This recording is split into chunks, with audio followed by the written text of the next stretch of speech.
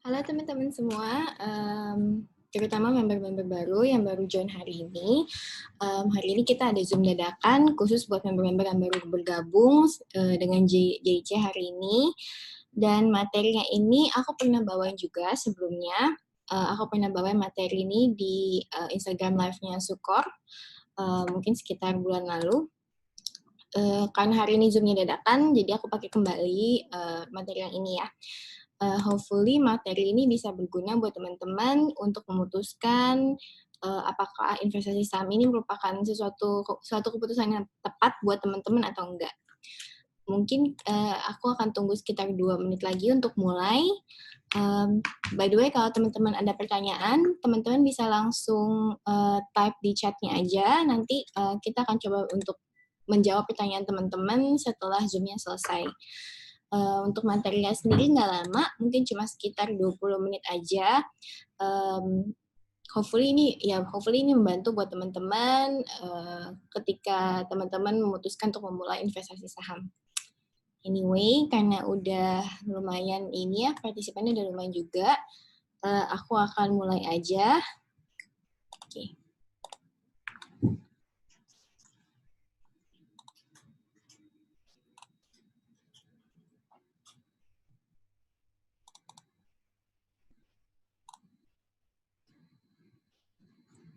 Ya. Nah, sorry. Oke. Teman-teman ketika memulai investasi saham, teman-teman yang pertama harus ingat itu adalah the fundamental law of investing is the uncertainty of the future. Jadi ketika kita memulai investasi, kita tuh harus sadar bahwa investasi, apalagi investasi saham, itu nggak ada yang pasti. Jadi kita nggak tahu outcome-nya ini seperti apa. Jadi kalau misalnya teman-teman dengar, kalau misalnya banyak yang nanya, oh sahamnya besok naik tuh apa?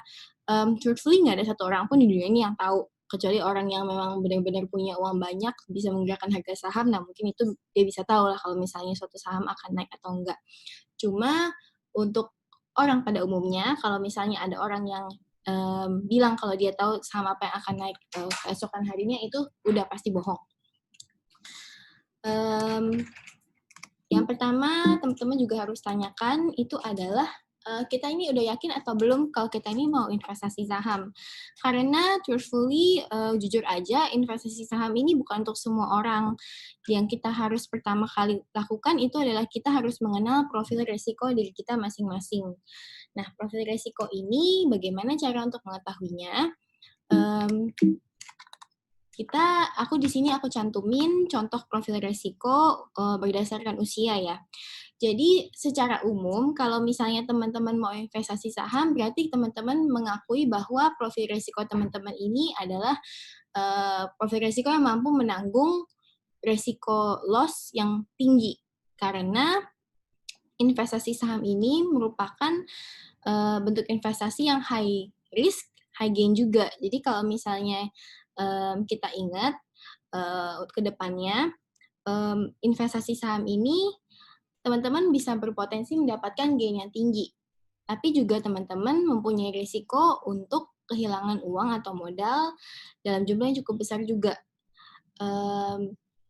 Kalau misalnya teman-teman merasa bahwa ini bukan nggak cocok untuk teman-teman, nggak cocok, oh saya nggak bisa kehilangan uang sebanyak ini, berarti mungkin investasi saham ini bukan buat teman-teman. Tapi kalau misalnya teman-teman berada dalam range usia 20-30 tahun, itu sebenarnya adalah range usia yang cocok untuk memulai investasi saham. Kenapa? Karena teman-teman memiliki toleransi risiko yang cukup tinggi. Teman-teman memiliki kemampuan untuk menanggung risiko yang tinggi. Jadi misalnya ketika teman-teman mengalami loss di pasar modal, teman-teman bisa bekerja atau mengumpulkan kembali modalnya untuk kedepannya memulai lagi ya. Hal ini itu nggak bisa dilakukan oleh orang-orang yang mungkin berada di golongan range usia yang udah senior atau udah mature.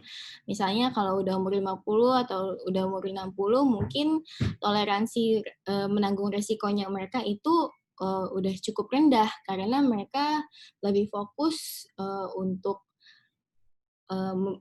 mempertahankan modal yang ada daripada melipat gandakan atau memperoleh gain yang tinggi dari modal mereka. Jadi di sini aku udah compile contoh risk profile berdasarkan usia yang teman-teman bisa pakai untuk memutuskan apakah investasi saham ini merupakan investasi yang cocok untuk teman-teman atau enggak. Di sini juga aku udah lampirkan contoh tujuan investasi. Jadi kalau misalnya teman-teman ada di usia 20-30 tahun, mungkin tujuan investasinya itu biasanya untuk pendidikan, untuk pernikahan, dan untuk liburan. Dan kalau misalnya teman-teman udah umur 40 atau 50 dan ke atas, biasanya tujuan investasinya itu untuk pensiun, untuk persiapan pernikahan anak, dan untuk warisan. Jadi ini bisa dicontoh juga kalau misalnya teman-teman mau pakai. Lalu selanjutnya, aku juga mau kasih contoh beberapa instrumen investasi yang tersedia untuk kita di Indonesia ya. Instrumen investasi ini adalah jenis-jenis produk keuangan yang bisa teman-teman pilih untuk meningkatkan nilai aset teman-teman. Di sini aku juga udah siapin definisi-definisinya. Kalau saham ini adalah suatu bukti kepemilikan atas sebagian dari suatu perusahaan. Kalau surat utang ini yang biasa kita sebut sebagai bonds, ini adalah surat pengakuan utang. Kalau deposito ini lumayan udah awam juga untuk orang Indonesia. Jadi deposito itu adalah tabungan berjangka yang cuma bisa ditarik pada suatu waktu yang telah ditentukan sebelumnya. Kalau teman-teman suka dengar aplikasi Bibit, nah aplikasi Bibit ini itu adalah aplikasi untuk di reksadana. Reksadana ini adalah wadah investasi yang dibuat oleh MI atau manajer investasi, dan produknya bisa berupa saham, bisa berupa pendapatan tetap, atau bisa berupa reksadana campuran. Nah, ini aku mau kasih suatu quote juga yang aku lumayan suka. An important key to investing is to remember that stocks are not lottery tickets. Jadi jangan harapkan saham ini adalah seperti lotre. Banyak orang-orang yang bergabung di pasar modal, mereka mau mulai investasi saham, tapi mereka di dalam pikiran mereka itu kayak, investasi saham ini cuannya bisa gede banget misalnya. Bisa, cuannya itu memang bisa gede banget. Kalau misalnya kita petain secara long term, saham itu masih outperform instrumen investasi lainnya dalam jangka panjang ya. Misalnya dalam jangka 10 tahun, rata-rata produk saham itu pasti akan lebih outperform dibandingkan produk investasi lainnya.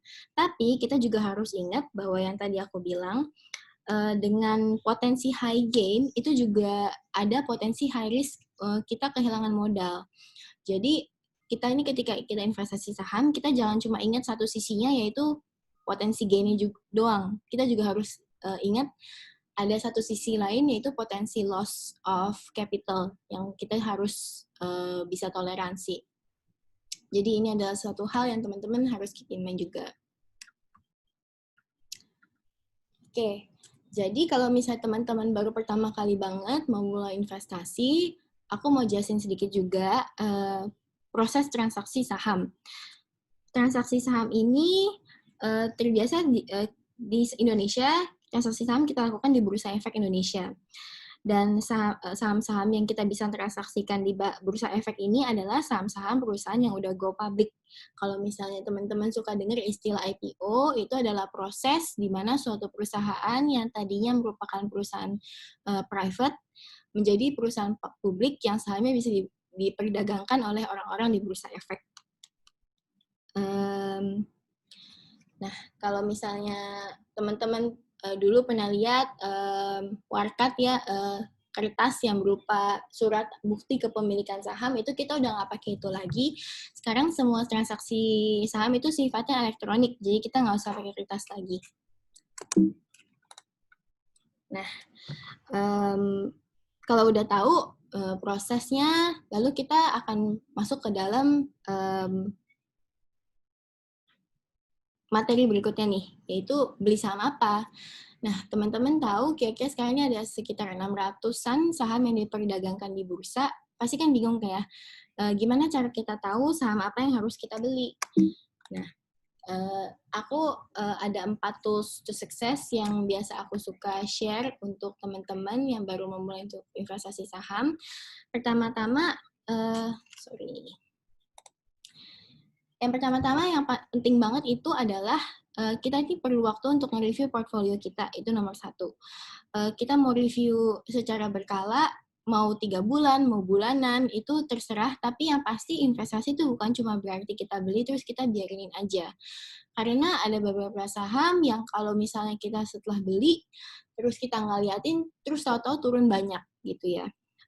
Dan ini terjadi bukan cuma di saham-saham yang dalam tanda petik gorengan. Saham-saham blue chip juga banyak yang seperti ini. Jadi walaupun teman-teman beli saham yang sifatnya blue chip gitu ya, saham-saham big caps, teman-teman juga harus meluangkan waktu untuk analisa dan mereview portfolio teman-teman. Jadi kita juga jangan beli karena kita ikut-ikutan aja, itu pasti yang pasti.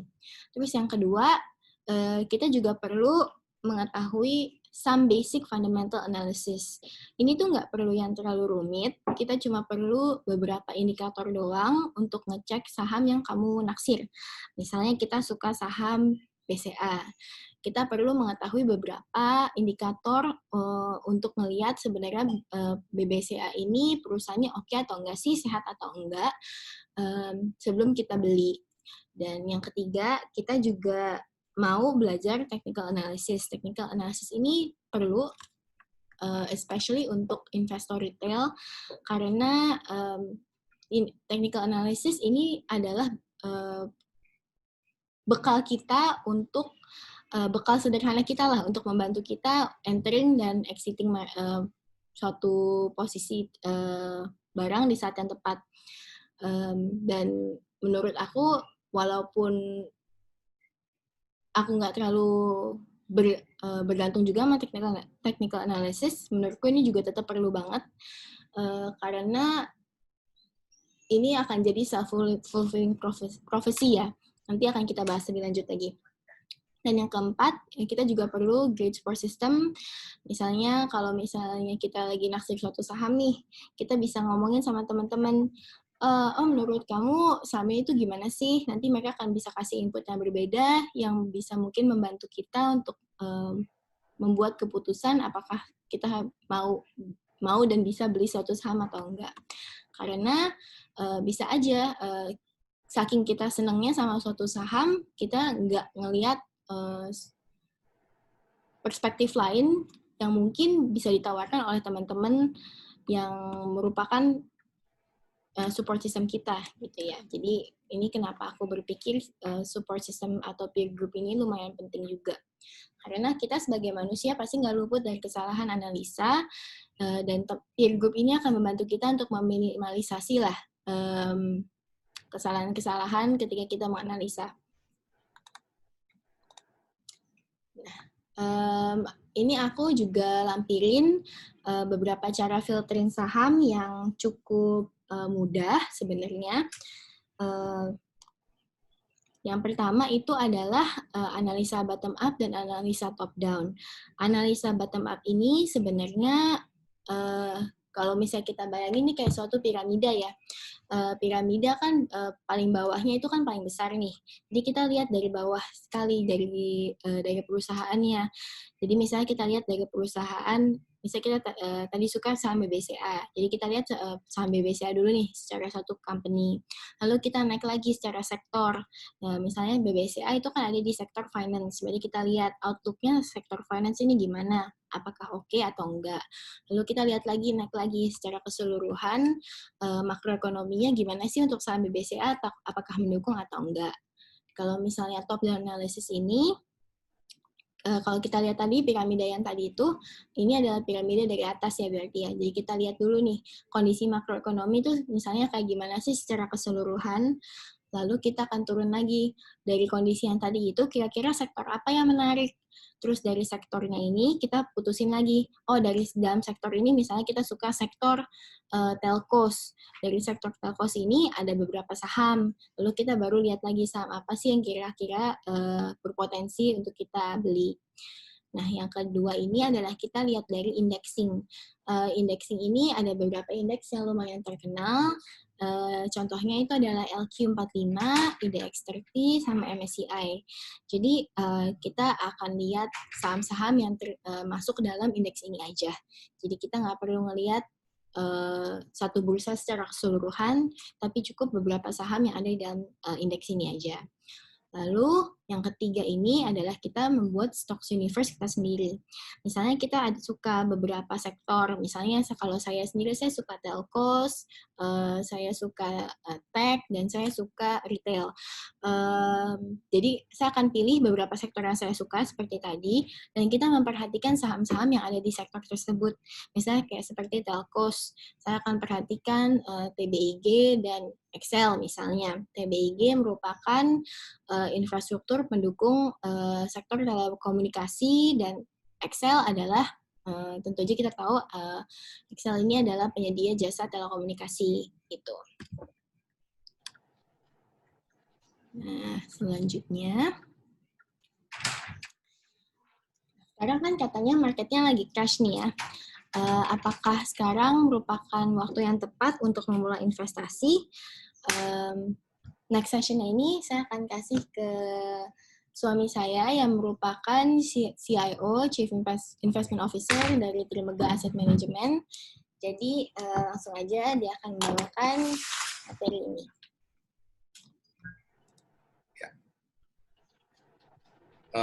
Oke. Tadi udah diceritain oleh istri saya berbagai macam metode untuk pick stock, salah satunya dengan bottom up, top down. The best way is to combine those two. Kemudian sekarang marketnya kemarin sempat turun banyak, sekarang udah rebound banyak, bikin orang makin gugup, udah ketinggalan atau belum, akhirnya apa, mainnya daily doang. Padahal kalau sebenarnya kalau kita main lebih panjang, mustinya profitnya tuh lebih bagus. Ya, banyak teman-teman retail yang terjebak dengan stigma main daily, cepet-cepetan, 2-3% keluar. Ya, memang sih tergantung style masing-masing, cuman kalau mainnya lebih panjang, peak-nya bener, ya peak bener nggak akan selalu bener ya. Pasti ada salahnya juga. Peak-nya ya dengan metode yang baik dan teruji, mustinya kan lebih bagus ya. Oke, kita masuk ke slides-nya.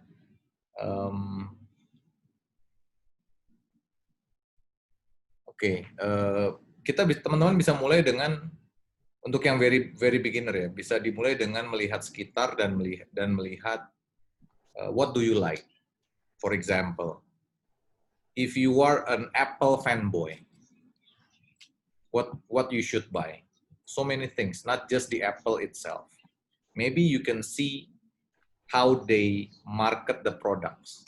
Mereka jalur distribusinya pakai apa? Ya. Mereka punya chipsetnya seperti apa? Mereka atau even mereka bikinnya di negara mana? Assemble-nya di mana? Ya. Assemble-nya maybe in China, maybe in Vietnam. Berarti kan menambah GDP Vietnam, menambah GDP China. Okay. That's a very simple example. Begitu juga dengan sehari-hari. Dulu waktu saya kecil, ya karena saya zamannya beda ya. Saya termasuk udah jadul. Zaman saya kecil itu, zaman saya SD, masih kecil, kelas 2, kelas 3 SD, hiburan saya itu ke supermarket bersama orang tua saya. Saat itu, kalau masih kecil kita rebutan pengen snack, pengen makanan. Mungkin sekarang kalau teman-teman lagi nemenin istrinya, suaminya, pacarnya ke supermarket atau nemenin siapa ponakan ke supermarket, bisa lihat tuh yang hot selling produk apa sih, dilihat. Misalnya ternyata produk makanan ringan dari merek tertentu. Jadi kita jadi kayak orang kerajinan gitu, tiap kali ngeliatin snack, dilihatin ini produksinya siapa sih nih? Bukan liatin expired date-nya, tapi melihatinnya produsennya siapa sih nih? Ya, dari hal-hal yang kecil. Ya, jadi bisa dilihat dari consumer, staples or discrete, finance, bank or financing, teknologi, media, and telecom, ini TMT nih. Istri saya menemukan phrase baru TMT. Kalau di Amerika kan ada FAANG, FAANG, Facebook, Amazon, Google. Apple. Ya, saya lupa. Ya, jadi dimulai dengan kita sehari-hari. Ya, dimulai dengan kita sehari-hari, dilihat itu it's a very good start to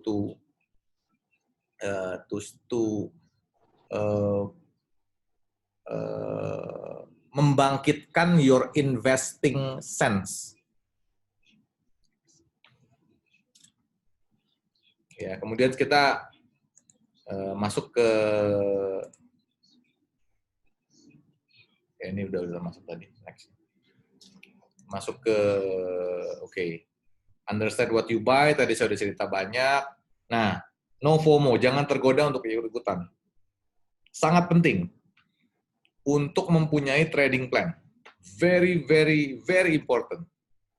Even more important than your boyfriend or girlfriend. Ya kan, kita kerja untuk mereka juga, gitu kan. For our future husband and wife kan.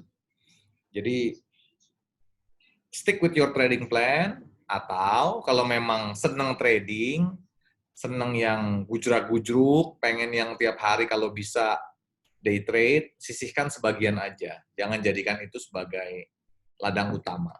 Ya. Terus define your strategy. Strategi macam-macam. Saya bahas 2 aja yang gampang, yang simple dan terbukti ampuh. Ya, yaitu contrarian or following the trend. Dua-duanya mesti pakai. Ya. Nah,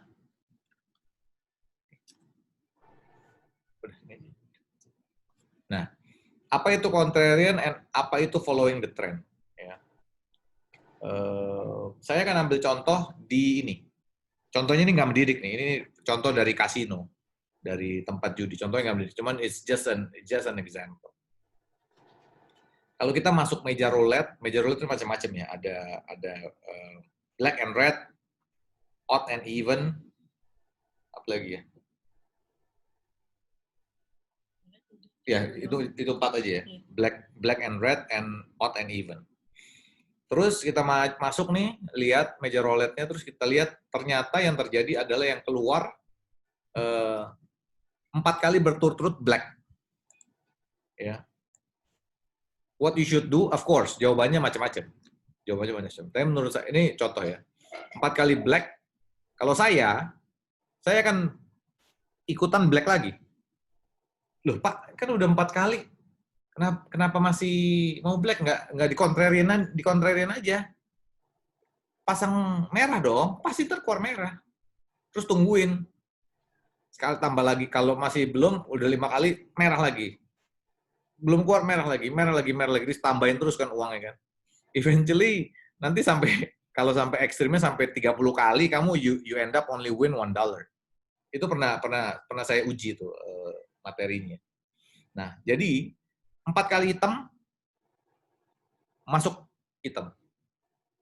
Itu namanya following the trend. Itu namanya momentum play. Atau kalau teman-teman retail bilangnya, wah gue lagi hot nih. Gue pilih apa juga terbang nih. Ikut. Oke. 4 kali kita ikut hitam. Keluar hitam bener menang. Masuk lagi hitam. 6 kali keluar hitam. Nah, ini kalau udah 6, 7 kali, 8 kali, well, depends on your, of course, on your style and risk profile. 7 kali if you think ini udah mulai kebanyakan. You just wait in the sidelines until the momentum's break, keluar merah 1, and then you think again. Ya kan? Of course, kalau misalnya nanti 2-3 kali merah, trennya berbalik nih. Sekarang merah yang lagi ngetrend. Masuk, ikut. Oke. Nah, itu namanya following the trend. It's a very important one. Sekarang tuh lagi trennya apa? Tiap tahun itu you must identify the trend. Apa yang terjadi di ekonomi? Apa yang terjadi dengan market? Tahun ini lagi lagi cycle-nya nih sektor apa? Ya, you must follow the trend. Yang kedua, yang pertama itu saya juga sangat suka contrarian. Beli saat semua orang udah takut setengah mati. Jual saat semua orang lagi bullish-bullishnya. Ya. Jadi kemarin saat marketnya turun banyak gara-gara corona, istri saya nanya saya mungkin sehari kurang lebih 2 juta kali lah, kurang lebih lah ya. Ini semua orang udah fear belum? Semua orang udah fear belum? Ini semua orang udah fear belum? Semua orang udah fear belum? Semua orang udah fear belum? Ya, jadi kalau saat semua orang sudah fear banget, udah gak ada yang berani, semua orang udah give up. That's the bottom. That's time to buy the stocks. That's what really happened in 2008. At that time, I witnessed it by myself. Semua orang tuh udah give up. Banyak saya dengar cerita, I don't see it by myself. Dengar cerita yang orang yang dari 2003 sampai 2007 making so much money, wipe out in a single year, 2008. Banyak yang udah throw towel, udah give up. Ya. Itu it's a good contrarian thing. Begitu juga kebalikannya, saat semua orang sudah bullish, udah beli, ayo buy, you will not lose, gak bakal kalah deh. Itu juga terjadi di 2007. When people are so crazy with coal sectors, look what happened in 2008, semuanya berantakan. Itu bahkan ada cerita lucu. Di penghujung tahun 2007 untuk masuk ke 2008. Ada teman saya, sell side broker, a very big foreign sell side broker, dia datang, ini ceritanya ini ya, a funny and interesting angle. Dia datang ke seorang peramal. Ya, peramal itu sudah meninggal. Ditanya, di penghujung tahun 2007 ya, saat call-nya gila-gilaannya. Dan semua, basically all stocks naik. Tahun 2008, apa nih yang bagus nih? Dijawab sama peramalnya itu. Waduh, 2008 susah loh nanti marketnya. 2008 tuh nanti call nggak bagus, jelek loh, lu mesti jualan loh. Teman saya yang from foreign big sell side house, ketawa. Wah, ini definitely peramalnya nggak ngerti market. Look what happened in 2008. Saat semua, saya nggak bilang peramalnya, ya kebetulan bener lah. When everyone is so bullish, be careful. When everyone is so bearish, smile. Money is coming to you. Oke. Ada tambahan, Ibu? Cukup? Cukup sih ya. Buka pertanyaan aja ya. Jadi memang investing itu nggak gampang ya teman-teman. Karena teman-teman juga harus put in some work lah. Harus berusaha dan ada effort yang harus dilakukan dari sisi teman-teman juga ketika teman-teman memulai investasi saham khususnya. Tapi believe me when I say investasi saham ini it pays off. Karena faktanya berbicara bahwa investasi saham ini adalah investasi yang paling menguntungkan ya di antara semua investasi yang benar. Bukan yang abal-abal, bukan yang nipu, Kaleng-kaleng. bukan yang kaleng-kaleng, bukan Dimas Kanjeng. Kalau investasi benar, investasi saham ini adalah investasi yang gain-nya paling tinggi dibandingkan instrumen lainnya. Jadi memulai itu gampang sebenarnya teman-teman. Mulai investasi itu gampang. Cuma tinggal buka akun sekuritas doang, itu udah jadi. Dan sekarang minimumnya juga udah tinggal 100.000 doang, nggak seperti dulu yang harus berpuluh-puluh juta. Cuma yang perlu diperhatikan adalah apakah teman-teman bisa survive di dunia pasar modal saham ini atau enggak. Itu yang harus diperhatikan. Dan kalau misalnya teman-teman mau survive, you need to put in the work and it's not easy, but trust me it pays off. Nah, sekarang kita akan mulai sesi untuk pertanyaannya aja.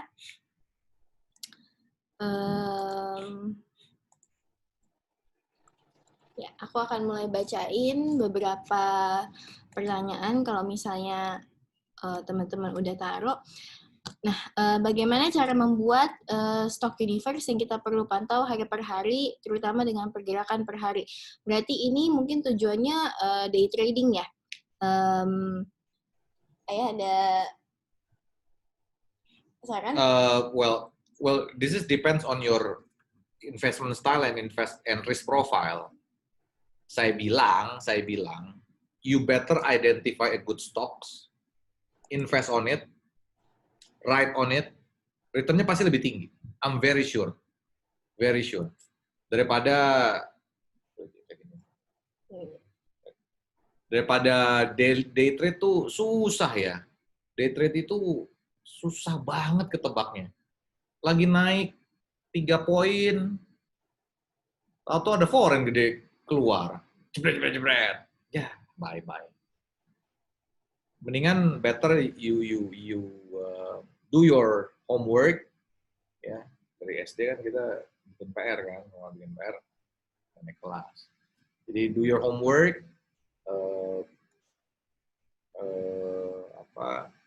identify a good stock, sama ini yang paling penting other than your technique, your valuation methods, banyak discuss sama orang. Ya. Kalau saya selalu senang dengan orang yang selalu men-challenge my idea. Ya, of course kalau tiap kali teman-teman ngobrol sama yang challenge mulu, ya capek juga. Kapan bisa berbagi sama idea kan? Mesti balance lah, mana yang idenya bener, yang dia cocok sama idenya, sama yang against, mesti you balance. Study, ya sama lah. Ya sama yang istri saya tadi bilang, dia bener banget, stock market is a very promising investing methods, very promising. Tapi ada satu jeleknya, you must master it first. Master it-nya bukan yang benar-benar jadi master, like super master, ya, you just have to master with your own tools. Okay. Terus kalau misalnya aku boleh nambahin Stocks Universe, Stocks Universe ini juga bergantung banget sama tipe investor kita sendiri ya. Jadi ini bergantung banget sama tipe analisa kita. Apakah kita menggunakan analisa fundamental, apa kita pakai analisa teknikal. Kalau aku personally, aku bikin stock universe dengan beberapa filtering fundamental. Dan kalau misalnya aku benar-benar aku suka suatu sektor, aku akan perhatiin sektor itu juga. Aku akan masukin sektor tersebut ke dalam stock universe aku. Misalnya aku suka saham-saham telcos ya. Aku suka ISAT, aku suka Excel, dan aku suka Tebik sama Tower. Empat ini, walaupun misalnya mereka nggak masuk ke dalam screening fundamental aku akan tetap masukin 4 saham ini ke dalam stock universe aku, karena aku tahu potensi ke depannya akan sangat bagus misalnya. Tapi jadi ikutin, ini juga kan teman-teman harus analisa sendiri. Dan misalnya nih, aku tahu kalau misalnya Tebik ini ketika capex mereka akan PI-nya akan jelek banget, itu udah pasti. Tapi potensi kedepannya untuk mereka mendapatkan kontrak itu misalnya bagus. Jadi aku akan tetap masukin saham-saham yang aku suka dan aku tahu potensi kedepannya itu ke dalam stock universe aku. Gitu. Kayak aku bikin stock universe. Oke. Terus retail itu maksudnya eceran ya. Retail itu maksudnya investor retail, investor perorangan seperti kamu dan saya. Kalau investor institusi itu adalah investor yang mewakili suatu institusi dalam melakukan keputusan investasi. Selanjutnya, oke. Jadi apalagi nih pertanyaannya?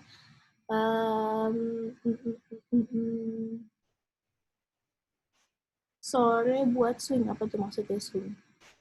Nah, untuk trading saham memerlukan teknik apa aja yang terbaik? Fundamental aja, atau technical, atau kombinasi keduanya? Yang terbaik itu adalah tools yang kita percayain ya. Kalau misalnya kita emang tipenya investor fundamental, ya udah kita pakai aja fundamental tools. Kalau misalnya kita merupakan orang yang suka combining keduanya, ya nggak apa-apa juga kita pakai keduanya. Karena menurut saya ini adalah sesuatu yang sangat personal. Pertama-tama tentunya keputusan investasi itu adalah keputusan yang masing-masing orang bikin untuk dirinya sendiri. Jadi kita harus bertanggung jawab atas keputusan investasi kita. Kalau misalnya kita ikut-ikutan orang lain, kita nggak mungkin minta pertanggungjawaban orang lain atas kesalahan investasi yang kita buat. Jadi itu harus di-keep in mind banget bahwa keputusan investasi kita itu harus dipertanggungjawabkan oleh diri kita sendiri. Jadi jangan tanya sama saya, tools apa yang saya suka, tapi kamu harus cari tahu sendiri tools apa yang kamu cocok dan nyaman buat kamu. Tuh. Oke, selanjutnya. Bagaimana menurut aku tentang mata uang kripto? Aku udah main Bitcoin sejak tahun lalu dan untungnya juga lumayan. Namun menurut aku safe nggak untuk masa depan sebagai investasi jangka panjang? Jujur aku nggak terlalu ngerti kripto, jadi aku nggak tahu outlook-nya gimana. Cuma aku punya sedikit Bitcoin buat anak-anak disimpan. Mungkin ke depannya teknologi blockchain ini udah pasti sangat promising ya, teknologi blockchain-nya. Tapi aku nggak tahu untuk Bitcoin-nya sendiri gimana. Karena nggak menutup kemungkinan juga ada koin-koin lain yang diciptain juga kan. Jadi ini adalah suatu sektor yang sama sekali baru juga buat aku. Cuma aku punya Bitcoin sedikit buat anak-anak yang aku taruh dan aku forget aja. Siapa tahu Bitcoin-nya nanti akan bisa bayarin mereka sekolah ke LSI. Kita juga nggak tahu. Apakah nanti akan jadi boncos nol sama sekali, kita juga nggak tahu. Jadi aku relain aja itu, aku taruh untuk masa depan anak-anak. Menurut aku, apakah mending fokus ke satu bidang yang diversifikasi, misalnya kalau fokus bidang bank, investasi di BBNI, BBCA, atau BBRI aja, atau banyak bidang dan diversifikasi, atau malah lebih baik nggak usah diversifikasi. Menurut kamu gimana? Oke. Kalau ke satu bank, sebenarnya korelasi sesama bank itu mirip-mirip, ya. Antara tiga itu korelasinya mirip-mirip. Cuman ya kita bisa tahu BNI, BRI. Yang ditanya tuh BNI, BCA, BRI. Ya, dua itu bank pemerintah. Mereka punya government risk. BCA swasta, lebih lesser risk. Of course, yang lesser risk valuation-nya lebih tinggi. ya. Kalau ini saya loh ya, bukan, saya tidak merekomendasi. Saya tidak bisa merekomendasi saham apa atau ini ya, ini hanya pendapat. Karena I don't know your risk profile, jadi saya nggak bisa rekomendasi. Ya. Kalau saya bilang beli tiga-tiganya, sedikit-sedikit. Ya. Atau kemudian pertanyaan selanjutnya, atau banyak bidang dan atau malah lebih baik, oke. First, lebih baik jangan beli terlalu banyak saham.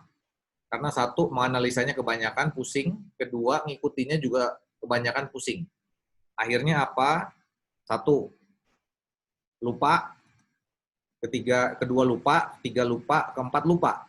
Jadi lupa nganalisa masing-masingnya, lupa ngeliatin, lupa take profit nanti kalau udah tinggi, lupa ngambil kalau lagi ada sell off. Mendingan concentrate di, untuk sementara, better, lesser is better. Sementara ya. Ini tetap ya, ini opini ya, ini bukan rekomendasi loh, ini opini. Saya nggak bisa rekomendasi karena I don't know your risk profile. Oke. Mungkin aku juga mau tambahin, untuk investor retail sih baiknya nggak terlalu banyak pegang barang. Karena obviously kita nggak bisa keep track. Kalau misalnya kita punya 20 saham, kita nggak mungkin bisa analisa semuanya 20 saham secara harian gitu ya pergerakannya. Kalau menurut aku, mungkin pilih 2 atau 3 sektor yang kamu suka, dan mungkin cari masing-masing satu saham di sektor-sektor tersebut. Jadi kamu nggak terlalu banyak juga exposing risk terhadap penurunan suatu saham. Kalau misalnya sahamnya turun secara signifikan, kalau misalnya terlalu banyak juga kamu masuk ke dalam satu saham, itu pasti akan berpengaruh juga ke psikologi sama mental kamu. Jadi mungkin ada baiknya juga diversifikasi di sektor yang berbeda. Ya. Jadi 2 atau 3 sektor aja yang kamu suka dan kamu perhatikan, itu boleh diversifikasi. Lalu selanjutnya, view-nya untuk Merdeka gimana? Apakah bisa di-hold secara bulanan? Bisa. Kan kalau saya rekomennya jangan panjang. Jangan panjang. Gini, MDKA itu emas, tapi produksinya belum meledak loh. Produksinya itu baru full capacity 2024 kalau saya nggak salah, atau 2026 saya lupa. Jadi you are buying with a very high current PE. You are betting on a very long future PE. Ya. Kalau bisa tahan sampai 2026, hampir yakin jadi duit. Assuming Republik ini masih ada ya. Who knows ya. Iya dong. Who knows. Kalau saya sih bilang pegang. Ya gini. Mestinya saya akan tanya, kenapa Bapak atau Ibu berpikir untuk megang bulanan ya? Do you think gold will sustain the rally dalam 3-4 bulan ke depan? Gitu. Kalau ya, that's the question you must answer first. Oke. Selanjutnya, menurut saya kondisi market saat ini bagaimana? Semacam ragu soalnya masih sideways. Kalau saya paling senang itu sideways. Paling senang. Terlalu bull, nanti contrarian. Terlalu bull, waktunya ntar turun. Terlalu bearish, ntar gubrak-gubrak pengen beli, kecepatan juga. Kalau sideways itu paling enak. Why? Biasanya what will happen in sideways is, assuming tapi ekonominya baik-baik aja ya, tidak dalam, not in a bad condition. Saya nggak bilang in a excellent condition, just average to good condition. Satu, kita punya banyak waktu untuk pick and do our homework to pick our stocks. Ya, kita punya waktu untuk memilih saham-saham. Kedua, biasanya kalau sideways yang akan terjadi itu adalah sektornya itu giliran naiknya. Ya kalau giliran naik ada giliran turun ya. Biasanya kalau sideways, you do your rotation strategy. Kemarin-kemarin udah ini yang naik, udah kebanyakan naiknya. Switch to other rotation, to other sectors. Biasanya begitu. Tapi itu, again, kalau ada teman-teman yang, aduh, gue nggak suka sideways, gue doanya momentum, ya wait in the sidelines. Oke. Screening fundamental, apakah dengan baca laporan keuangan atau ada tools lain yang bisa dipakai? Kalau bisa baca laporan keuangan dan mengerti, very good. Very good. Cuman baca laporan keuangan itu kan not easy. Ya. Keep it very simple aja. Yang paling gampang aja, lihat dari revenue growth sama core earnings growth. Core earnings growth itu artinya earnings yang excluding one off. Lihat itu aja. Kalau growth-nya masih ada, masih bagus, oke. Ya. Kemudian baru tambahin lagi. Growth-nya bagus, PI-nya di berapa? Misalnya growth-nya, ini normal ya, kalau sekarang sih untuk kuartal 2 sih hampir semua nggak ada growth. Kalau normal ternyata year on year growth-nya 10%. Tapi PI-nya udah 20. Terus dicek ke peers-nya 15, udah mahal banget. Ya, nggak tentu. Jadi, satu-satu aja pelan-pelan. Let's see your earnings growth first, terus tambahin PE, tambahin dengan peers relative valuation, itu udah cukup banget untuk bisa dapat your stock universe. Ya. Next thing to do, ngobrol sama orang yang dianggap atau yang mengaku mengerti. Silahkan, Bu. Iya, tadi pertanyaannya sampai lupa tuh kan. Oh iya, tools yang dipakai. Menurut aku, kalau untuk investor retail juga sekarang kalian bisa subscribe ke Stockbit. Sebenarnya itu nggak mahal. Kayak kalau aku nggak salah ingat, sebulan tuh 250.000. Misalnya kamu cuma mau screening setiap 3 bulan sekali ketika laporan keuangan keluar. Itu juga bisa banget kan jadi akhirnya. Di situ kamu bisa screening berdasarkan fundamental. Jadi misalnya kamu mau set, mau PE growth segini, mau earnings growth segini, itu kamu bisa set semua. Kamu bisa pakai Stockbit untuk ngefilter fundamental metrics yang kamu mau ya. Jadi menurut aku itu juga useful banget. Terus selanjutnya, jika kita udah sampai titik-titik profit dan pergerakan masih bagus, apa mesti buat trading plan baru?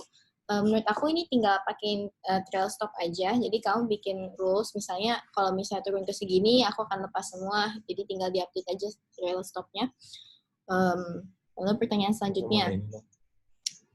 Oh ini, mencari support system yang susah. Yang mencari support system itu susah, Ci, apalagi kami yang di wilayah timur. Gabung di beberapa grup Telegram, pasanya kadang dicuekin.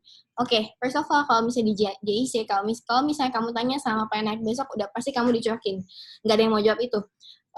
Karena seperti yang aku udah bilang, nggak ada yang tahu sama apa yang bakal naik besok, gitu ya. Kecuali kalau misalnya sahamnya arah, terus besokannya naik sedikit, yaitu mungkin kadang-kadang kejadiannya seperti itu. Tapi itu pun nggak pasti. Jadi kalau misalnya nanyanya cuma saham apa yang bakal naik besok atau suruh beli saham apa, udah pasti kalau di JIC kamu dicuekin, nomor 1. Kalau nomor 2, mencari support system ini,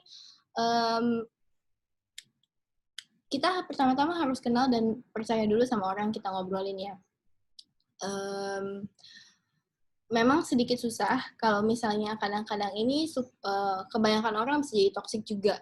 Jadi kita juga harus memiliki pendirian sendiri juga, pendirian dari kita masing-masing.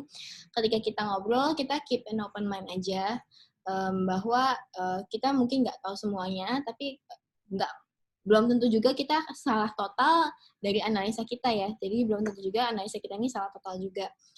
Jadi ngobrol sama orang tentang saham itu dengan pikiran yang terbuka aja. Hopefully kalau misalnya tujuan kamu adalah mencari teman diskusi tentang cara analisa atau pendapat tentang suatu saham, hopefully JIC bisa menjadi tempat yang tepat buat kamu. Gitu. Ada yang mau tambahin? Ini beneran tinggal di timur nih? Ya nggak tahu juga, do you want to talk to them? Ya, boleh DM saya lah. Ini you're the lucky number one nih. Oke. Boleh DM saya kalau perlu ngobrol ya. Kalau benar tinggal di wilayah timur, katanya boleh DM Tapi Arfan. ya inilah, oke lah. Can you imagine our grandfather dulu wilayah timur mau invest saham sekarang udah much easier ya. Much easier. Semuanya bisa Telegram, bisa WhatsApp. Can you imagine my grandfather dulu waktu deketin my grandma? Wah, risikonya tinggi banget itu. Nggak sebanding itu saya bilang risk rewardnya. Udah datang naik sepeda, jauh-jauh, yang didatengin orangnya nggak ada. Ya, kalau risknya tinggi banget gitu. Kemudian zaman ayah saya, mungkin udah ada telepon, mungkin. Atau jaraknya udah semakin lebih dekat karena bisa punya motor mungkin. Zaman saya udah bisa telepon. Ya kan, zaman teman-teman yang younger than me udah bisa WhatsApp dan segala macam kan. I mean, bisa sebenarnya. Seperti yang orang tua kita bilang, apapun kalau dicari pasti ketemu. Ya. Oke. Jadi, kalau jangka panjang, review portfolionya dalam berapa bulan sekali atau per kuartal? Per kuartal is a good starting point karena setiap kuartal kan laporan keuangannya dipublish, jadi kamu boleh review portfolio kamu per kuartal. Kalau kamu bisa review per bulan juga nggak apa-apa, karena banyak juga emiten yang mengeluarkan laporan operasional per bulan ya. Misalnya kayak banks itu akan ngeluarin operational review mereka per bulan, kayak mereka akan ngasih tahu progres NIM mereka gimana, progres aset mereka gimana, itu akan mereka kasih tahu update-nya per bulan. Loan growth-nya dan semacamnya itu biasanya akan dipublish per bulan. Jadi kalau misalnya kamu punya waktu juga untuk review per bulan, it's okay juga, nggak masalah, it's good. Oke. Strateginya itu kalau semua orang udah give up, kita beli. Apakah semua harus selalu seperti itu? Kapan kalau kita tahu kalau saham itu lagi di bottom dan kapan saham itu lagi di top? Mungkin salah satu cara untuk pakai, kita bisa pakai PE band juga. Kita bisa lihat biasanya sih kalau misalnya udah 2+2 standard deviation, sahamnya bakalan turun biasanya. Dan kalau misalnya udah sekitar -2 atau -1 standard deviation, itu biasanya barangnya akan naik sih, akan ada bounce. Jadi salah satu tools yang bisa kita pakai itu adalah PE band juga dengan teknik mean reversion seperti yang tadi barusan Arfan bilang. Oke. Lalu selanjutnya yang paling gampang aja. If your stock udah naik 10% tapi indeksnya flat, time to sell. Yang gampang-gampang aja lah. Jangan terlalu rumit. Kalau nggak punya akses di PE band, nggak punya akses di PE terhadap versus peers, yang make it very simple. Ya. Tapi nanti kalau udah naik 10 terus naik 10 lagi, jangan marah. Belajar menerima itu juga salah satu tahap zen yang paling tinggi di capital markets. Oke. Yang tadi yang nanya soal MDKA, gold naik karena ekonomi kan lemah. Kalau misalnya takutnya ekonomi membaik terus gold itu jadi turun. Mungkin perlu dicatat juga JP Morgan atau Morgan Stanley ya yang forecast gold ke $3,000. Ya. Ada forecast gold dengan asumsi tertentu. Ya, dengan beberapa asumsi tertentu seperti pelemahan ekonomi dan dampak COVID yang berkepanjangan, trade war juga. Yes. MS atau JP Morgan, aku rada lupa, ada forecast bahwa gold-nya akan naik ke $3,000. Goldman. Cuma ya ini juga bahwa ada beberapa asumsi yang mereka pakai untuk menentukan forecast gold spot setinggi itu. Di Zoom meeting sebelumnya bilang kalau pas minta forecast Q2 ke beberapa perusahaan, banyak yang belum bisa memastikan dan nggak tahu gimana cara forecastnya. Any updates about Q2 results forecast? Beberapa bukan forecast ya, results Q2 ternyata not as bad as people thinks. Sebenarnya beberapa report ternyata not that bad. Banks itu enggak, tapi my forecast ya, banks itu not as bad as I think. Gitu. Ternyata retail saya belum dapat angkanya. kalau banks itu not as bad as I think, beberapa, nah, makanya yang make it very simple, yang simple-simple aja.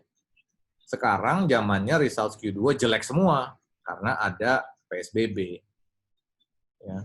Kalau ada company yang post results Q2 better than Q1, udah bagus banget itu. Itu make it very simple. Oke. Short, selalu nunggu price action. Untuk teman-teman, apakah ada lagi yang mau ditanyain? Kayaknya pertanyaannya udah lumayan habis. Kalau nggak ada, mungkin coba. Oh, sektor properti. Oh, iya. Sektor properti ini saat ini paling tertinggal. Apakah jika masuk di properti sekarang menghasilkan gain paling tinggi jika kondisi udah normal? First of all, properti itu biasanya naik belakangan ya. Yeah. Jadi properti itu baru bounce ketika orang udah lumayan yakin sama kondisi perekonomian. Sama seperti kita, kalau kita juga bakal beli rumah kalau misalnya kita udah yakin dan cocok sama lingkungannya, kita udah yakin dan cocok sama misalnya kita suka akses jalannya. Most investors juga akan masuk ke dalam sektor properti ketika mereka udah yakin sama perekonomian negara tersebut ke depannya. Jadi mungkin aja sih, nggak tertutup kemungkinan bahwa nanti properti sektor ini bounce-nya akan paling tinggi. Biasanya memang properti paling laggard. Cuma ya itu nggak pasti juga, dan kita juga nggak tahu kapan bakal rebound-nya. Ada yang mau kamu tambahin? Enggak. Untuk long term invest, apakah lebih baik reksadana atau saham? Tipsnya untuk yang mau long term invest. Well, jawabannya again depends on your risk profile. Cuman reksadana is a bit safer karena si pengelola mestinya kan selalu update terhadap market condition. Ya, jadi 5-10 tahun dia bisa menyesuaikan tuh economic cycle-nya seperti apa dan gimana dia sesuaikan dengan isi portfolio. Oke. Untuk menentukan garis support dan resisten paling sederhana dengan cara apa?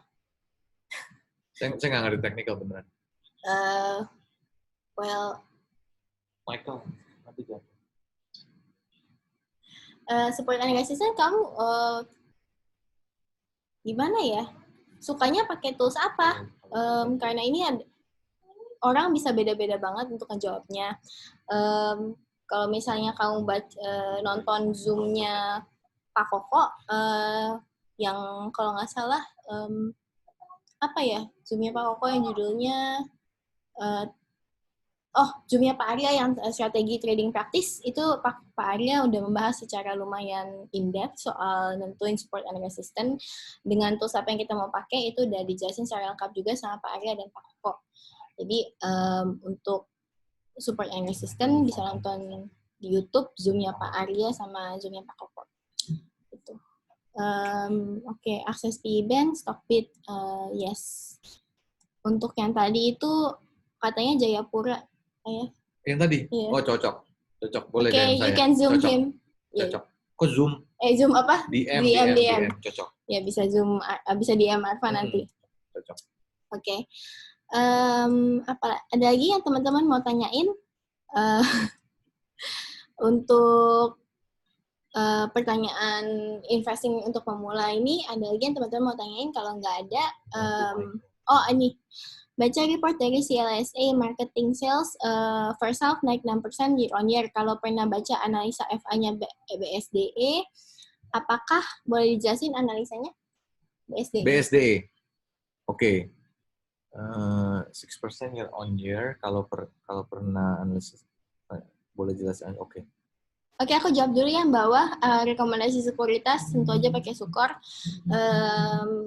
Sukor ini kan bisa mulai buka rekening saham cuma dengan 100.000 doang, dan fee-nya itu juga merupakan salah satu yang terendah.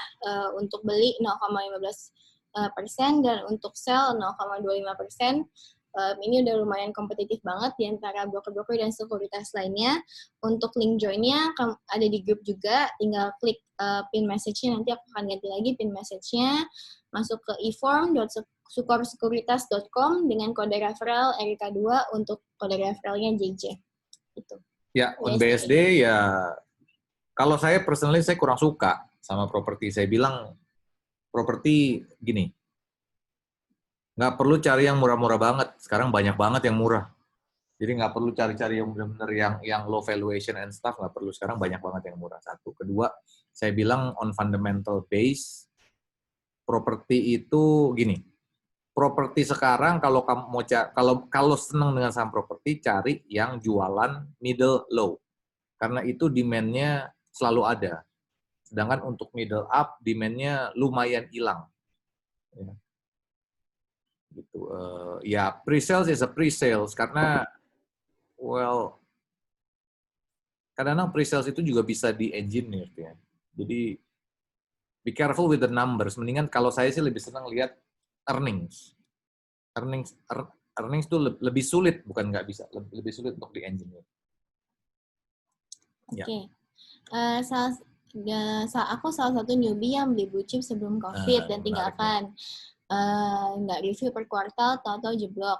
Sekarang apakah oke untuk nambah invest lagi saham yang sama atau nunggu portfolio yang ada kembali hijau? Kalau boleh tahu portfolio barangnya apa? Kalau misalnya boleh tahu yang dibeli ini yang jeblok. Karena gini, barang yang murah itu bisa jadi makin murah ke depannya dan barang yang mahal belum tentu nggak bisa naik lebih tinggi ke depannya. Jadi kalau boleh tahu barangnya apa biar kita bisa ini. Bank sama telcos. Musimnya kan udah nggak terlalu banyak turun ya, udah reboundnya udah lumayan banyak juga. I assume the four big banks plus telcos. ISAT Excel udah rebound banyak banget. ISAT Excel udah hampir, belum hampir. Iya, nggak jauh dari inilah, nggak jauh 30%, dari ya.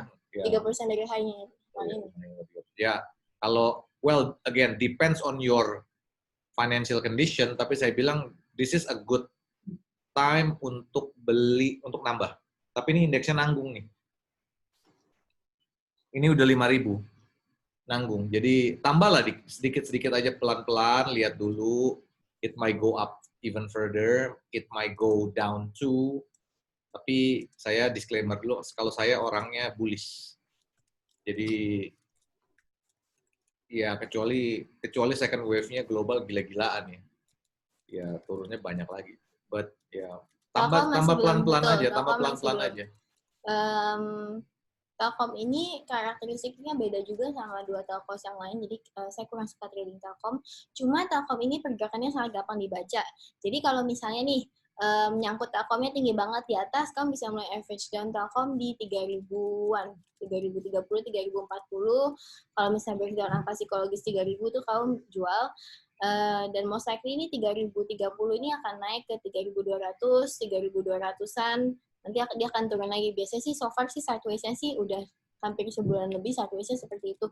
Jadi kalau misalnya kamu punya Telkom dan kamu pengen average down, itu bisa jadi angka kira-kira yang kamu pakai untuk nentuin kapan keluar masuknya. By the way gini, kalau misalnya kamu nyangkut Telkom harga atas nih ya, misalnya kamu average down sekarang, kamu bisa pakai cara average down yang lumayan pintar. Jadi misalnya kamu sell dulu nih Telkom di 3.300-an karena biasanya kan habis nyentuh 3.300 dia turun lagi ke 3.000. Nanti di 3.000 kamu beli lagi jumlah sesuai yang kamu sell di 3.300. Jadi kamu pelan-pelan turunin average-nya kamu sampai kira-kira di angka yang kamu nyaman untuk ditinggalin lah gitu. Jadi itu salah satu cara average yang kamu bisa pakai juga. Oke. Oke, boleh. Aku unmute. Iya. Silakan aja kalau mau nanya. Aku udah unmute sih. Halo? Ya. Bisa dengar? Iya, bisa. Oke, pertama saya mau nanya tentang masalah konsepnya ini jual beli saham. Oke. Kalau tadi kan Cijes bilang itu zaman dulu kita beli pakai kertas. Nah, tapi kalau sekarang kan elektronik nih. Betul. Nah, yang ada di bayangan saya itu, kalau kita misalkan beli saham, waktu zaman dulu itu kita pakai kertas, misalkan seharga 10.000. Iya. Terus tiba-tiba harganya turun jadi 5.000, kan berarti kita loss 5.000 kan? Mm-mm. Nah, misalkan dalam 6 bulan lagi itu naik jadi 15.000. Iya. Nah, tapi kalau misalkan, nah, dari situ kan berarti saya kalau pegang kertasnya berarti saya punya profit dong. Iya, betul. Nah, tapi kenapa kalau yang di versi elektronik ini ketika harganya turun, kenapa jadi saya beneran hilang semua gitu ya? Oke. Sebelum kamu jual barangnya, loss-nya itu merupakan loss yang unrealized. Jadi loss-nya cuma di atas kertas, belum menjadi loss beneran, gitu. Oh, Eh, oke. Kebayang nggak? Ngerti nggak? Jadi gini, Jadi gini, misalnya hari ini kamu beli Telkom dengan harga 3.000. Terus Mm-mm. besok harganya naik menjadi 3.100. Tapi kamu belum jual barangnya. Berarti Mm-mm. ini merupakan floating profit. Belum profit beneran yang kamu udah ambil gitu. Sama seperti loss. Kalau misalnya hari ini kamu beli Telkom harga 3.000, besokannya turun jadi harga misalnya 2.800, dan kamu belum jual, itu menjadi floating loss. Kamu belum benar-benar kehilangan 200 rupiahnya ini. Kalau misalnya kamu jual, nanti akan menjadi realized loss. Loss-nya menjadi beneran. Loss yang benar-benar loss. Ya. Kalau misalnya hari ini turun 2.800, terus naik jadi 3.200, kamu akan tetap punya 400, kamu harga saham yang kamu pegang akan tetap 3.200 kalau kamu belum jual. Jadi pergerakan naik turun ini itu unrealized sampai kamu menjual sahamnya. Ngerti nggak? Jadi ada action lanjutannya lagi tuh ketika mengalami floating loss atau floating profit. Pak Bimo, maaf, Ya. motong izin. Saya punya good example. Again, Oh. ini example ya. Ini contohnya kurang bagus, cuman example-nya ini langsung menyentuh ke hati. Contohnya gini Pak, dulu waktu saya SMP teman-teman saya yang bandel-bandel tuh suka judi bola, ya Pak ya. Jadi hari ini hari Selasa, oke. Asumsi ini lagi World Cup nih, jadi bisa judi bola tiap hari nih Pak ya. Oke, hari ini hari Selasa, Pak Bimo kalah hari ini, kalah 1 juta rupiah misalnya, oke. Terus besok hari Rabu Pak Bimo kalah lagi 1 juta, udah kalah 2 juta nih per hari Rabu. Nah, bayaran itu baru terjadi di hari Sabtu Pak Bimo. Oke. Ya, ini baru hari Selasa dan hari Rabu nih. Pak Bimo kalah 2 juta. Ya, terus saya akan tanya ke Pak Bimo. Emangnya Pak Bimo udah kalah 2 juta? Enggak, Pak. Do you really lost your 2 million money? No. You still have your 2 million money. Right? Bapak baru beneran, kalau Bapak enggak bisa menang, you must pay your 2 million on Saturday. Di hari Sabtu. Right? Begitu juga kalau misalnya Bapak hari ini menang 1 juta, besok menang lagi 1 juta. Bapak menang 2 juta. Terus saya tanya, Bapak memang beneran menang 2 juta? Mana duitnya? Belum ada, Pak. Baru Sabtu Bapak dapat uangnya. Ya, begitu. Nah, itu sama dengan unrealized loss atau unrealized gain. Jadi Bapak baru benar-benar loss setelah Bapak realize. Bapak baru benar-benar gain setelah Bapak realize. Menjawab pertanyaan?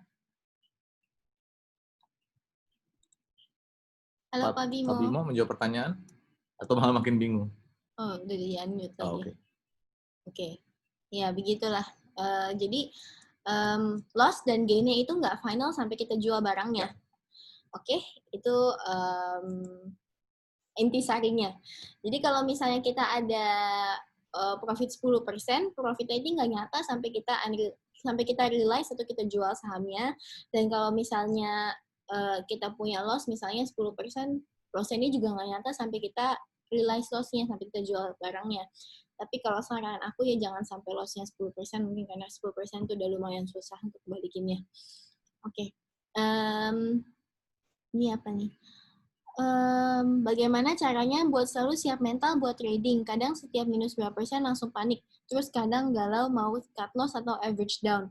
Pas cut loss, besoknya naik. Pas average down, besoknya tambah turun lagi. Oke. Ya. Oke. Nah, itulah you must have trading plan. You must understand what you buy. Ya. Hari ini beli Telkom memang untuk I believe Telkom is undervalue. I want to keep it for another nggak tahu berapa lama, tapi saya maunya 10%. Saya yakin it will go to 10%. 10% itu lumayan banget loh. For example, your deposito rate itu paling cuman 5% net ya. Sedangkan deposito itu kan 6,5% itu kan belum potong pajak ya. Oke, jadi 5% itu in a year deposito. If you can get 10% in 2-3 months, it's very good actually. Ya, jadi saya bilang jawabannya memang ya mesti punya trading plan. You really know what you buy or you sell. Kalau saya sih, kalau udah beli Telkom hari ini, memang targetnya 10%, nyampe 10% di-realize, terus masih naik, jangan marah. Gitu. Cukup menjawab pertanyaan Bernie Cahoirunisa. Cara siap mental buat trading. Mungkin ini juga salah satu poin yang perlu dicatat ya. Mungkin kalau misalnya kamu terlalu deg-degan, mungkin kamu nggak main di position size yang pas buat kamu. Mungkin posisi kamu itu terlalu besar misalnya. Kalau misalnya kamu cuma pengen ngelatih mental buat trading, pertama-tama you have to be sure dulu trading ini cocok buat kamu, salah cocok buat kamu itu nomor 1. Yang kedua, find a size that is comfortable for you. Jangan terlalu gede juga. Misalnya kalau masih baru latihan, you can start small. Dan yang ketiga tadi yang Arfan bilang, trading plan itu penting banget. Belajar legowo itu juga adalah sesuatu yang sangat penting di sana. Dan itu kita belajar juga setiap hari. Even kalau misalnya kita ini udah terjun tahunan juga, kadang-kadang the art of letting go ini juga masih lumayan susah ya. Jadi ini adalah sesuatu yang kita practice terus setiap hari. Oke. Selanjutnya, aku berharap tuh menjawab pertanyaannya sih. Mau nanya belakang ini aku nggak salah marketnya berasa news driven banget dan euforia bertahan nggak lama, kurang lebih dari 3 harian. Bagaimana caranya biar bisa ada bayangan atau proyeksi news yang upcoming pada sektor-sektor tertentu yang bakal naik dalam waktu dekat? Oke, pertama, if you really believe it only lasts for 3 days, sell it in the 3rd day. Ya, itu yang tadi bilang, follow the trend. If you think the trend is cuma bertahan 3 hari ya, you play it on 3 days. Oke, itu yang pertama. Yang kedua, bayangan atau proyeksi news yang upcoming yang bakal naik dalam waktu dekat, well, susah. It's actually a rotation thing. Ya. It's actually a rotation. Ya lagi sideways gini sih biasanya sektornya giliran naik dan giliran turun biasanya. Oke. Kak Arfan, semoga belum telat mau nanya, ciri-ciri laporan keuangan yang dimainin tuh kayak apa ya? Apakah ada yang harus khusus kita perhatiin pas baca balance sheet, income statement, atau cash flow statement? Simple aja ya. Pertama, income statement aja dulu dikuatin. Ciri-ciri yang bukan dimainin ya. Suka aneh-aneh itu biasanya ada one off ya. Quarternya lagi jelek. Earnings-nya kalau tanpa one off hancur, dibikin ada one off, ada sell of assets lah, ada tiba-tiba ada pre-sales, bulk sale dan segala macam. Untuk bisa lebih melihatnya, satu butuh pengalaman. Kedua, kalau selalu ragu sama earnings, mulai dari atas. Revenue growth. Revenue growth mestinya nggak bisa, lebih sulit untuk dimainin. Kalau revenue growth-nya oke, terus sampai ke gross profit-nya masih oke, ya oke lah. Tapi ya ini based on experience. Adakah advice gimana best practice atau indikator yang umumnya relevan untuk bantu forecast sales growth? Ini sangat sektor spesifik banget karena different sectors ini punya leading indicator yang beda-beda juga. Misalnya, very simple aja ya, karena aku dulu sering consulting di pharma companies. hal-hal yang kita lihat misalnya ini, kalau misalnya di suatu daerah ada kejadian atau wabah kurang gizi, most likely penjualan susu di situ bakal naik. Itu kayak hal-hal yang very simple yang seperti itu. Jadi ini tuh very sector spesifik banget. Kita harus cari leading indicator-nya. Kalau itu adalah termnya itu adalah leading indicator. Harus kamu perhatiin each sektor aja sih sebenarnya. Kalau misalnya aku bisa tahu kamu lagi nanya sektor apa, aku bisa jawab pertanyaannya lebih baik lagi sih. Oke nih, pertanyaan basic banget, gimana harga suatu saham bisa terbentuk baik dari bid offer atau valuation-nya? Ya, buy sell. Ya, buy sell, dari buy sell nih. Tekanan jual dan tekanan beli. Jual dan tekanan beli. Kita kan sering banget lihat ini. Saya ingat banget ini. Dulu waktu tahun 96-97, saya sih baru tahu 97. Itu Amazon jualan book online, dikirim, they will ship globally. Saya waktu itu ya, gila hebat banget bisa begini ya. Stoknya pasti top dong ini, pasti naik terus ini, top ini. Net profitnya pasti top ini. Kakak saya bilang, enggak, dia masih loss. Tapi sahamnya naik terus. Ya, jadi kadang ini namanya ekspektasi. Ya, masih loss making, cuman sahamnya naik terus. Karena lihat 2, 3, 4, 5, 6, 7, 8 tahun ke depan bagus. MDK juga ekspektasinya tinggi loh. Itu di 2024 atau 2026 baru full utilization. Sekarang ini UNC nothing yet, masih kecil banget dibanding 2024 dan 2026. Begitupun dengan Tesla 5, 6, 7, 8 tahun yang lalu. Harganya mulai bisa naik, orang mulai ngeliatin. Ya baru belakangan ini kan ada profit yang Tesla. Ya. Oke. Tapi ya intinya simpelnya ya well you can create your own bid and sell. Ya pasang aja 10.000 di bid 10.000 ya kalau begitu ini ya kabur atau gimana, atau pasang aja sell, you're creating your own, right? Jadi memang tekanan beli dan jual masing-masing. Oke. Kata Pak Koko, ini nggak pada pusing habis makan kambing. Ya pusing, makanya kita bikin Zoom. Ya kan? Ya, oke. Terus saya tambahin lagi, kalau mulai pada pusing dengan banyaknya variabel yang kita bahas, jangan bingung, pelan-pelan, start dari satu. Start dari what you want to do now. Saya mau teknikal aja dah. Ya udah, belajar tarik garis. Ini benar dari bikin dari belajar tarik garis. Tanya sama Pak Koko tuh, jagoan. Oke. Atau mulai dari fundamental. Mau liatin earnings growth. Tanya Pak Koko, jagoan juga tuh. Gitu. Jadi ya pelan-pelan satu-satu. Nanti gini, nanti eventually it will come by itself.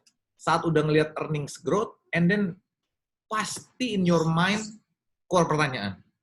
Earnings growth-nya bagus ya. Okay, I want to see the revenue growth. I want to see the comparison with the peers. Pasti keluar pertanyaannya. Jadi ini akan sambung menyambung menjadi satu. Indonesia. Oke. Ada pertanyaan lagi nggak ya yang aku bisa jawab? Kalau misalnya nggak ada pertanyaan lagi, mungkin kita akan tutup dulu sesi Zoom kali ini. Kamu dibilang lucu tuh. Banyak yang bilang gitu. Pak Koko, nama di grup telenya siapa ya? Coba diajak masuk kembali Pak Koko ini. Iya, Pak Kokonya lagi rogue. Anyways, thank you banget hari ini udah menyimak Zoom kita. Semoga Zoom ini bisa membantu teman-teman dalam menentukan keputusan apakah teman-teman cocok untuk masuk ke dalam pasar modal atau enggak, untuk investasi di pasar modal atau enggak. Ini thank you banget. Dan kita akan Zoom lagi minggu ini.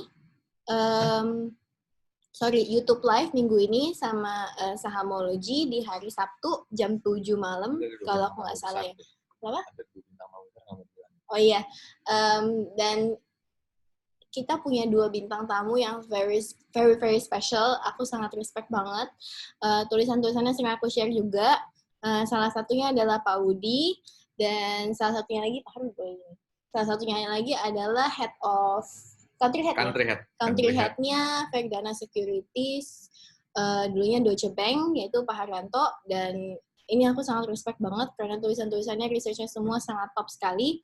Jadi tinggal ditunggu aja tanggal mainnya, tanggal Zoom-nya, 2 very special guest stars ini. Jadi thank you teman-teman, dan see you next time.